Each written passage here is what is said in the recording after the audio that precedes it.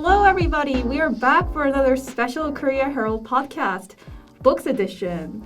Today, we have a very special guest, Barry Welsh, an assistant professor at Dongguk University and a fellow bookworm, especially Korean literature books. So we're very happy to have him.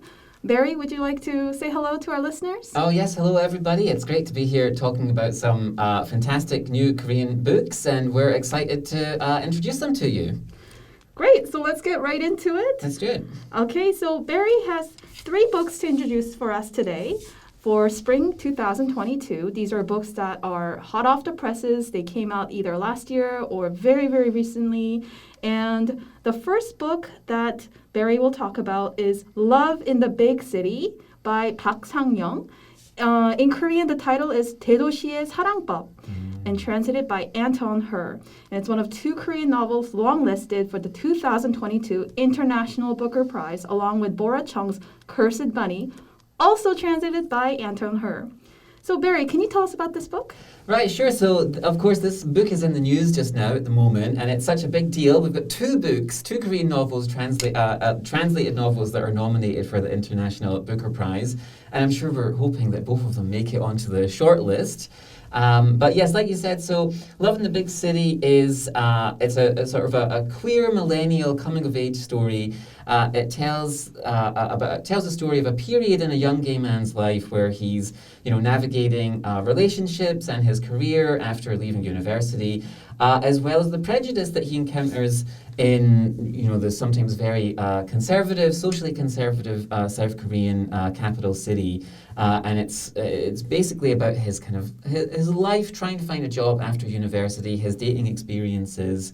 And there was a great interview with writer Park in Words Without Borders, and he said the key words would basically be queers and Catholicism, women, abortion, STDs, and economic class. I guess it's about the emptiness that anyone living in a big city these days feels in their everyday lives. And that does a really great job of summing up, some of the ideas that are in the novel. And when it was published in 2019, so it's still a very contemporary book, but when it was published, it caused a sensation in Korea, and I think it did that because it really connected with readers' kind of maybe jaded experiences of big city millennial life.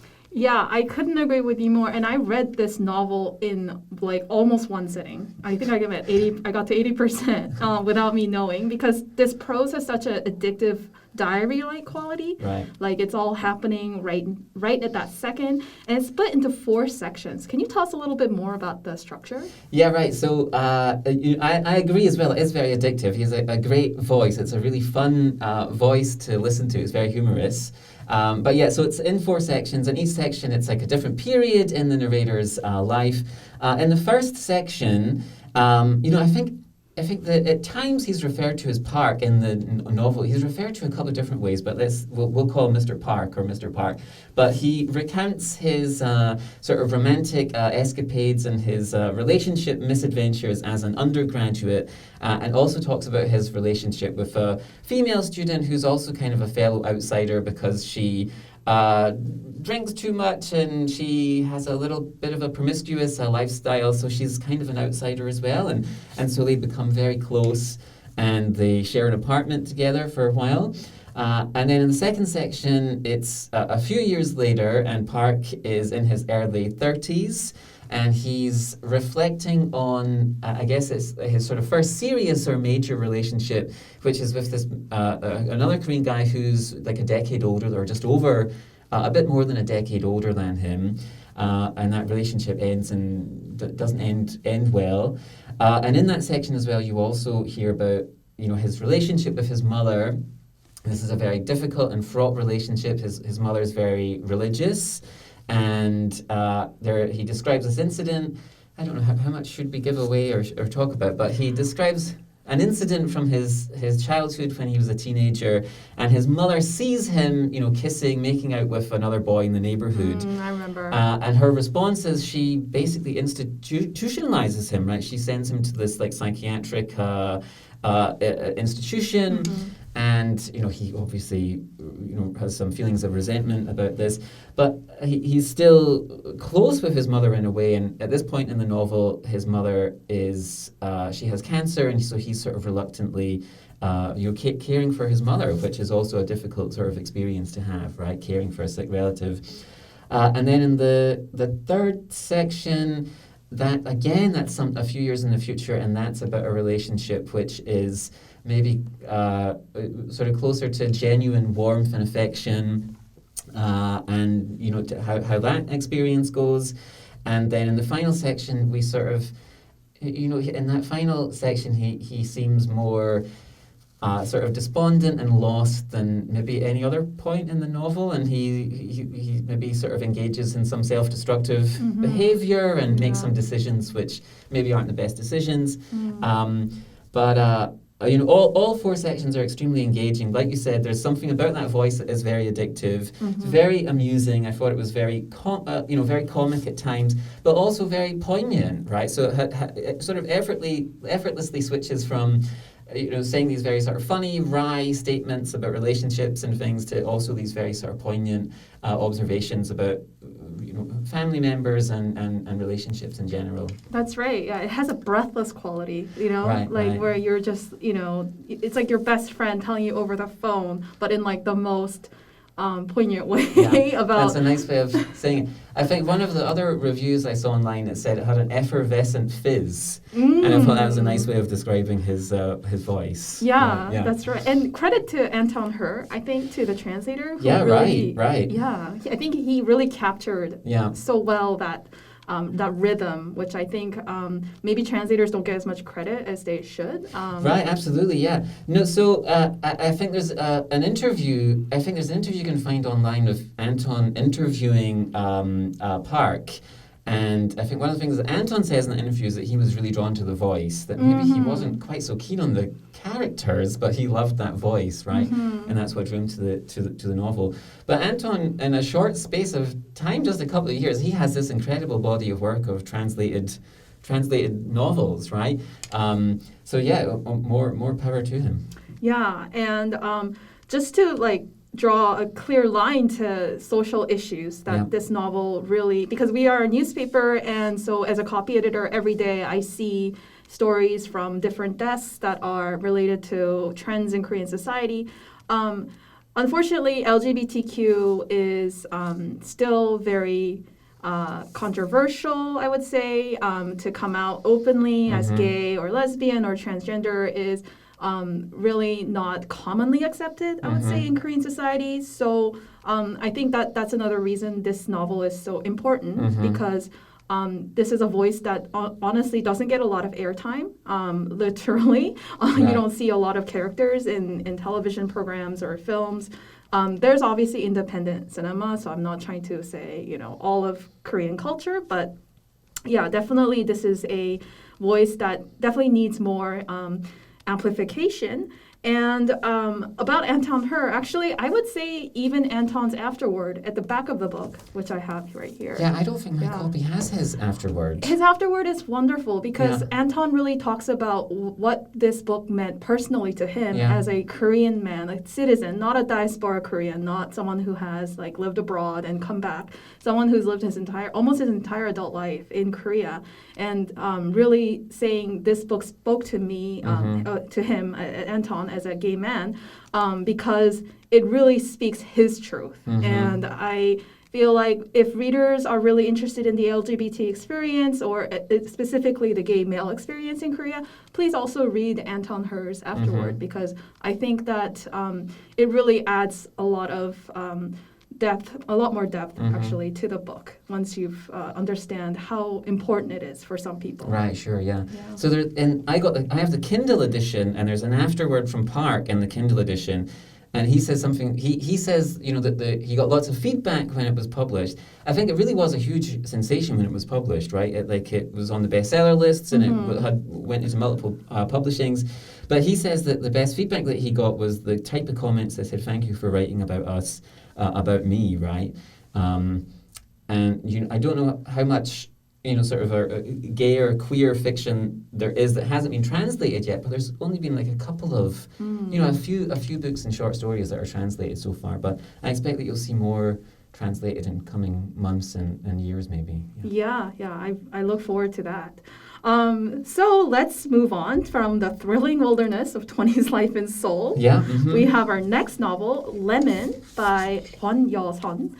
Kwon was born in Andong, South Korea. She lives in Seoul. She's received numerous literary awards for her works. And this is her first novel, actually, to be published in English, right? Yeah, that's right. So I think she has at least 2 short stories that are available that have been translated. One of them is part of the Asia Publishers Collection, and there's another one that you can find online called To Believe in Love.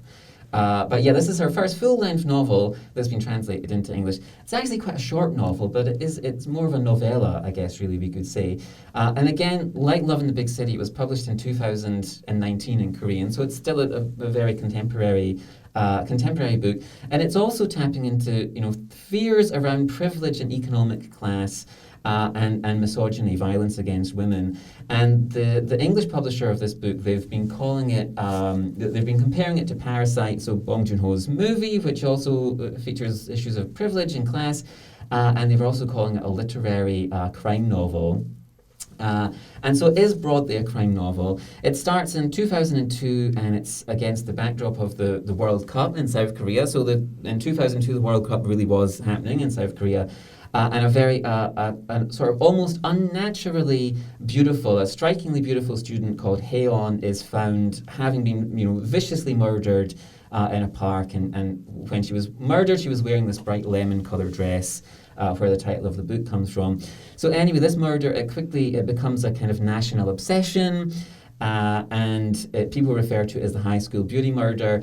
And there are initially 2 suspects. Both of these suspects are male classmates of Hae-on. We have Shin Chong-jun, who comes from a very privileged, wealthy background. And then we have Han Manu, who comes from poverty and hardship and has a very difficult family situation. And these 2 boys, they were the last 2 people to see Hae-on alive, and as such, they're both suspects. And in the first chapter of the book, the murdered girl's sister, she reflects on how Manu was treated by the police. Can I just quote a little section here? Yeah, go for it. So she says, "The detective would have weighed Han Manu's narrow, pinched face against Shin Chong-jun's clean features, the former's cheap World Cup t-shirt against the latter's Ivy Club button-down shirt, a single mother against an accountant father, and the 20th ranking class against the top 10 of the entire grade, as well as the credibility of the witnesses providing the alibis. Rather than trying to find the real culprit, the detective would have considered whom he could or should crush and turn into the culprit." And that's exactly what he tried to do. And so you can see there, the beginning of the novel, Kwon is sort of laying out this sort of theme of privilege, which is at the heart of the story, and this sort of analysis of class and wealth and the disparities between families that continues over the rest of the book. And so there's 8 chapters altogether. They span 17 years, so from 2002 until 2019. And over those 8 chapters, we'll learn, what happened when Hae-on was murdered, and how, like, some of her classmates and her family and other people that were connected to her, how these people have been affected by this crime. And it is a crime novel, but if you're expecting sort of traditional crime thriller elements, you might be a little underwhelmed or disappointed. That isn't the type of story that it's telling. It's kind of a trickier, slippier book. One of the pleasures for me, certainly, I thought, was, piecing together over the 17 years what exactly happened, what happened to Hae-on. But really what Kwon's doing, she's kind of using these sort of genre elements to explore grief, guilt, revenge, privilege, and this sort of this kind of clever, tricky structure. It's really about showing how trauma reverberates across time. And I enjoyed it a great deal. I think I read this in one sitting as well. Yeah. I think this is another novel that almost reads like a Netflix series. I don't know. I could already. Right. There's a bit of a cinematic quality to it, and there's some elements to it that are very, very, I feel, TV friendly, if I may say so. Uh-huh. And just touching on the privilege and class-based discrimination, I think that's another very, very relevant theme that we see in just all throughout Korean society and in other works of popular culture. I'm thinking namely the Netflix series Juvenile Justice, which we were talking about just before our podcast started, and how you can see very clearly how children from privileged backgrounds are treated and protected so much more than children who are, from economically difficult backgrounds. And the gap is sometimes so glaring. And it's almost also accepted as a given. There's a sort of sense of, well, what can we do about this situation? It's not fair, but let's just live with it. And I feel like that's really unfortunate. And also in All of Us Are Dead. I don't know if you've seen that series. Yeah, sure, I watched that one.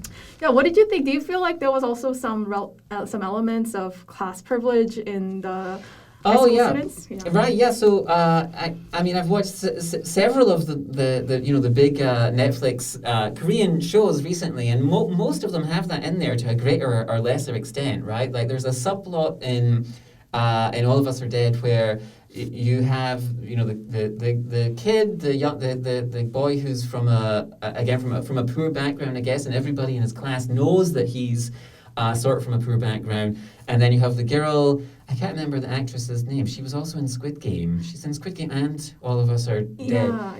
But she's like the rich girl. And Nayeon, the rich girl's name is Nayeon. Isn't that right? Yeah. But she really mistreats the poor kid, and there's like a small subplot that takes up a couple of episodes, and it's really kind of about that sort of class dynamic, right? She hates the poor kid, and it's interesting, she to see this sort of the hatred that she has for this young kid who isn't from a good background, right? Yeah.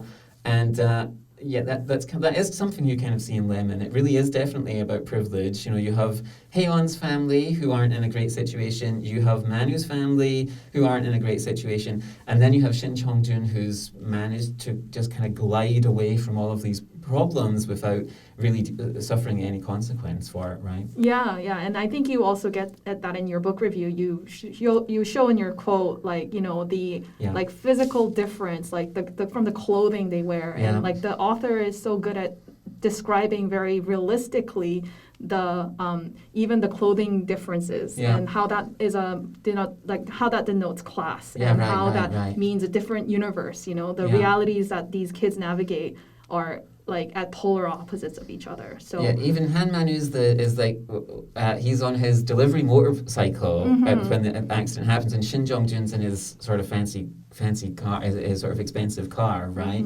And that's when they both see the girl at the beginning of the story. It's interesting you said like it seems cinematic.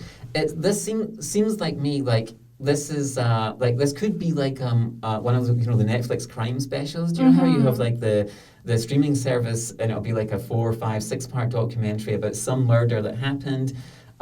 This seems like exactly tapping into that same kind of thing, right? Yeah. Like I saw one of the reviewers on social media said this reminded them of the Serial podcast, and that was again that was a Korean American girl and she's murdered and someone goes to jail for it. But maybe that wasn't the person who did it, right? And then over time you see how this affected people. And I think that was probably a conscious decision on Kwon's part to make it like that. We have this obsession with murdered girls, right? And these sort of crime documentaries and podcasts, right? So I think maybe she was sort of trying to reflect back on, on that. Why are we so obsessed with that? Right? What does it say about us, right? It's But I think that's an interesting part of the novel to think about. Yeah. And you know what? This year, Netflix is coming out with 25 original Korean content shows. 25. Wow. And it's just, I don't know, hopefully it'll go up. So maybe we'll see Lemon on the big screen. Yeah, I'm sure there's some agent somewhere, right, who's like working on that just now, like definitely. Same with Love in a Big City. Like you can just imagine that some agent somewhere is trying to put that together, right? Yeah, we called it. Okay, so moving on to our final book. It is The Cabinet by Kim Eun-soo. He made his debut as a writer in 2002, and he actually went on to a very, very successful literary career. And he's also known for another very high-profile book that's been translated. It's called The Plotters, which was published in 2019. But today we're talking about his sci-fi novel. So Barry, can you tell us about this book? Okay, sure. So The Cabinet, it's a very sort of imaginative sci-fi novel. It tells a collection of stories about a group of very unusual individuals, and they might represent the sort of the next stage in the evolution of the human species. And then we have the sort of the average salaryman office worker called Kong Dok-gun, and he's reluctantly sort of given this assignment of keeping an eye on these people, and he has to help his boss investigate and support and just record the existence of these people, this growing number of strange and seemingly impossible people who are popping up in growing numbers in Korea and around the world. And they refer to these people as symptomers. And Kim uses this structure. It's kind of like an interlinked series of short stories with Kong as the thread that sort of holds everything together. So he'll meet one of these unusual people. He'll meet one of the symptomers. He'll hear their story or hear about some aspect of their life, and then he'll sort of move on to the next person, and we'll find out what's happening in their life. And there's also this other kind of conspiracy as well that's going on in the background. But he meets all sorts of different people. We have people called time skippers who literally in the blink of an eye will lose years of their years of their life. There's a man who has like a ginkgo tree growing on his finger, and there's all sorts of other kind of variations of these sort of strange and impossible people. Yeah, and I have to say, for me personally, I read some reviews that said this book starts off a little slow, but I find that it really picks up. Okay. And for me, I found personally Torpors and the character of Jung-eun, a woman who works in a company, very interesting. Torpors because it basically torpors are people who hibernate, right? Right, yeah. And can you tell us a little bit about that? Yeah. So the torporers are they some kind of like narcoleptics, but they find themselves compelled to go to sleep for extended periods of time, so weeks or months, and there's a sort of a growing number of people that do this. And it can cause problems for them in terms of their job or relationship when they go into hibernation for months. And it is an interesting thing to think about. So the symptomers, to me, I don't know what you think, but it seems like most of them, they're sort of highlighting some problem or something dysfunctional about modern society, right? And so the torporers, they kind of just want to escape in some way, right? It's almost like their response to being overworked and overstressed and overburdened is just just to curl up and to hibernate, right? And it's just like one way of escaping from the pressures of the world is to go into an extended period of hibernation, right? Yeah, and we were discussing before about how this actually reminds me of a very popular Korean television reality show called 나는 자연인이다, which means I am a natural person. There's actually one season available on Netflix from 2012, but this is actually a very popular show in Korea, and it's about people who escape city life or escape their daily social society life. In Korean, we say 사회생활, which means like basically you're someone who pays taxes and lives in society and abides by all the the social rules. And this is a show about where I think a bunch of comedians go visit people who escape that life and live in the mountains or in nature, and just like they're living their best lives basically. And I was telling Barry that this really reminds me of. For me, I feel like it's speaking to a kind of bigger desire, maybe among Koreans, to escape all of this tiring life of putting up with company, coworkers, and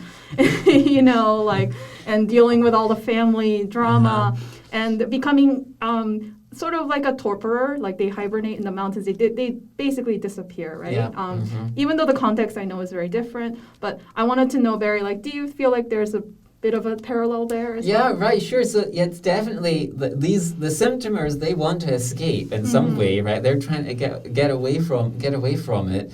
And that urge that you're talking about, I think lots of us have that, right? We know that we'd feel better if we could spend more time in nature, but we're sort of tied to all of our responsibilities and all of the things that we have to do. So I think you're right that it is about that urge to escape.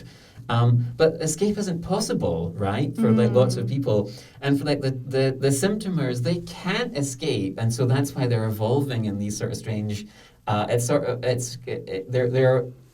having these sort of strange mutations because the circumstances they're in are dysfunctional, right? So they're evolving like this to try and escape or survive this. The dysfunctional lifestyle that they're sort of forced to live in. Yeah, and I think in your review, you actually pulled out a great quote. A symptomer tells Kong that, quote, the most lasting legacy of capitalism will be angst. Insurance, stocks, real estate, investments. The entire modern economy is based on anxiety. It's a vicious cycle. And I'm so glad that you actually highlighted that quote for us in the article because, it is getting to the heart of exactly what we were just saying. The symptomers are obviously, it's a metaphor for what is really going on, the great malaise in modern society, the burnout we are collectively feeling in America. You see the great resignation with people just quitting all of their low-paid minimum wage jobs in the U.S.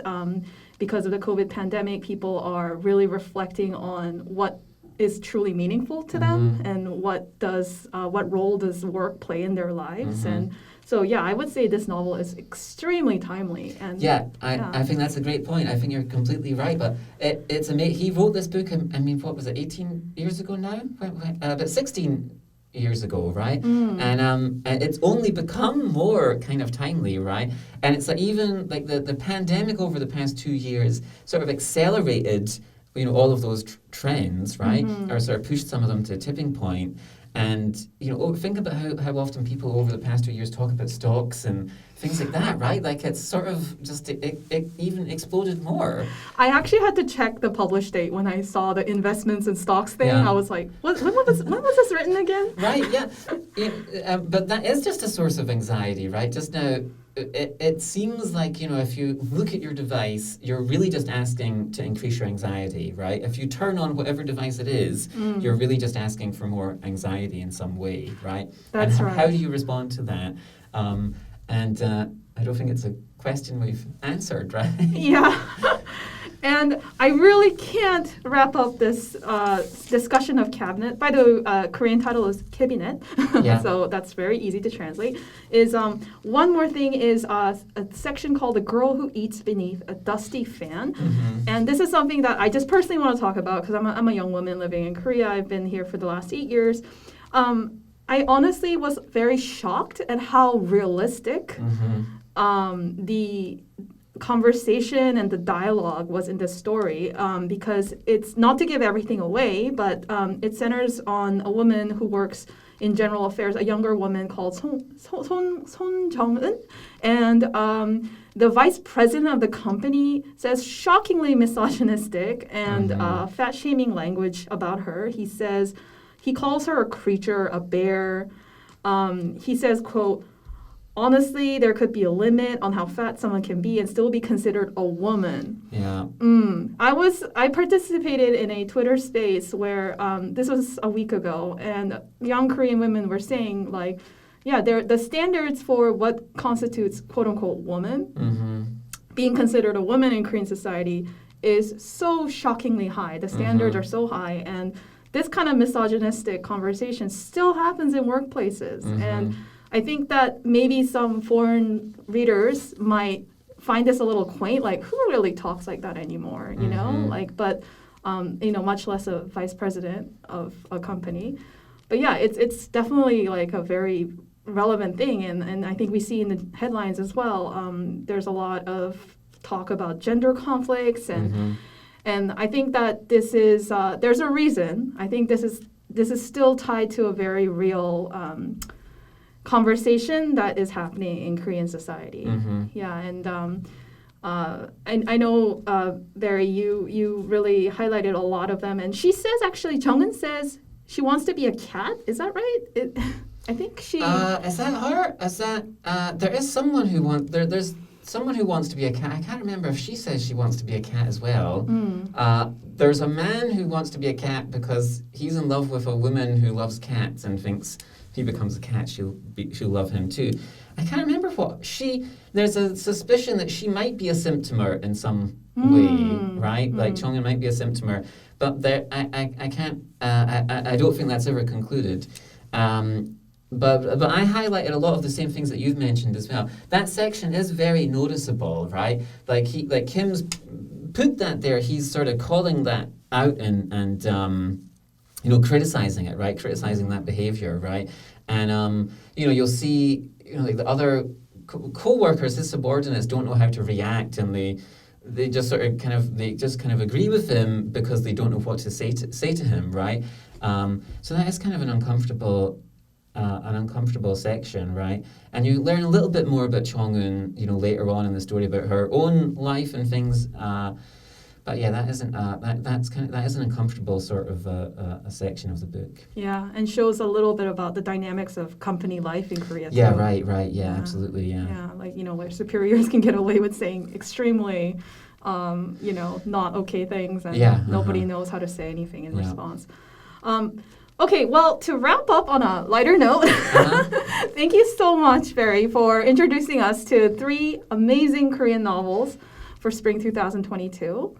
Oh, my pleasure. It was great to be here. And yeah, I agree. It was great to talk about these 3 great books. They're all fantastic in their own ways, very different ways. And it'd be great to hear what people think about them. Yes, so everybody, thank you so much for joining us. We really want to hear your feedback. If there are any comments you have about the works that we've discussed today, or if there's a book that you really want us to cover on the next Korea Herald podcast, please let us know in the comments. Tweet us, leave us a comment on Facebook, or send us an email. Thank you so much, everybody. Have a good day. Okay, Bye. take care.